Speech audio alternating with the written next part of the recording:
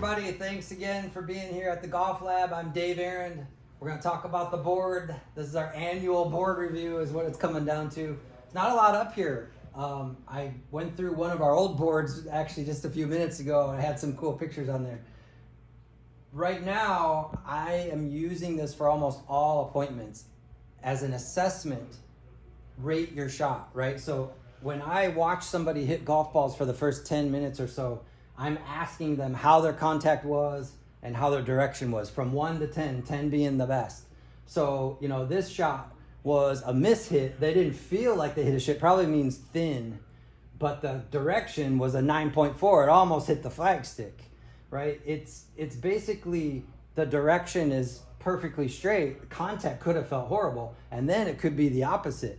You could have hit a solid shot, but block it 20 yards to the right. So you would feel like your direction was poor, but it was actually a good swing. Contact was good. So we want to know how you rate your shots, how you give yourself credit for your good shots and your mishits. That teaches us whether somebody is positive or negative. It tells us how critical they are of their golf swing. And it helps me determine how you're going to learn best. Okay, so this is really important process. That then turns into what's your miss. So if you tell me this was a 4, I want to know why. Why did you give it a 4? Well, because I hit it chunky. So right now my miss hit tends to be chunky, and then this last part would be what's the solution? What am I going to rehearse to fix this? So you did not get off or pivot off the right foot. So that person was hanging back. They had no linear force or lateral transfer at the body in transition. And so they're hanging back and hitting it chunky. So rate your shot. Try to define what's your miss so we can find a pattern. And then amongst that pattern, we'll come up with a solution.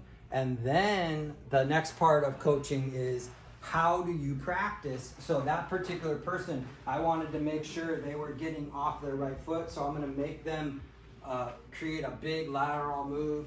I want to make sure that they don't unwind and rotate and hang back. So get off the right foot, get the chest, get your CG over your left side, and then swing through and pivot off that right foot. That's typically going to get rid of chunky. The other chunky part would be somebody that's, you know, moving up and down, and it's the same, it's just body motion and posture, but that's how we get to it. So first, rate your shot. Second, what's your miss hit? Then create a solution. That solution we turn into a rehearsal, which is now how you're going to practice to create that solution or create a positive feedback loop. Positive feedback loop means you're thinking the right things and you're doing the right things to fix the mishits that you're having. If we can keep you in a positive feedback loop for 5 or 6 swings, then we got it made. We think you're going to come out on the better end of this and play better golf. So that process is so much fun for me. I've kind of got it dialed down now where 10-15 minutes we know what's happening with your golf swing and we have a fix. The next 15-20 minutes is training to figure out how you're going to practice it on your own.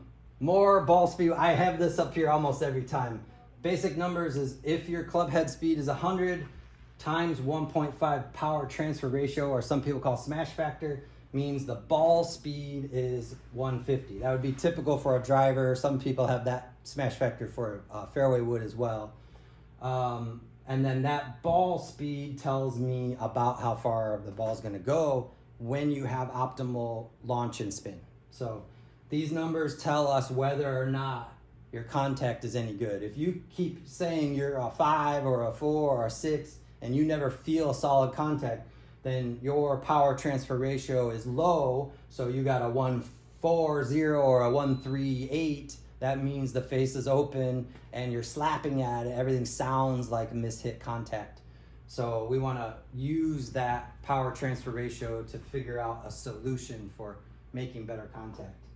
And then the last part, which is the highlight, which is the gray area of golf. I have it snuck down here. It's the gray area of golf. We always end up in it. We try to stay out of it, but we end up in it all the time. There's so many variables in golf. There's so many variables in the golf club, the length of the club, the weight of the club. There's variables in tall stature versus short stature. Do I have a shoulder injury? Is my foot hurting? Can I not put weight on my left toe because I jammed it in the doorway last week? We're always working around these problems. And so the golf industry has a lot of gray area, and people get stuck in that gray area and never really get to the core fundamental of what's helping them or how to define their golf swing. So again, I had the other day, I had somebody talking about the gray area of golf, and I was like, no, you gotta stop. That's no good. You're not gonna help yourself. You're not gonna improve because you're talking about 10 things that don't matter. They're the gray area. It's not important at this time. Let's get onto the fundamentals. Let's figure out why you're chunking it, and let's create a solution. So every time you chunk it, you know why. You're not blaming it on the golf club and, oh, this thing's too late, or I lift my head, or I pulled my eyes off it. You know, everybody has all these go-to gray area solutions, and they're not making you play better golf. So try to stay away from that. It's always there. It's always ready to pull you in if you want to go there. But my job is to keep you away from that. Let's create real specific solutions.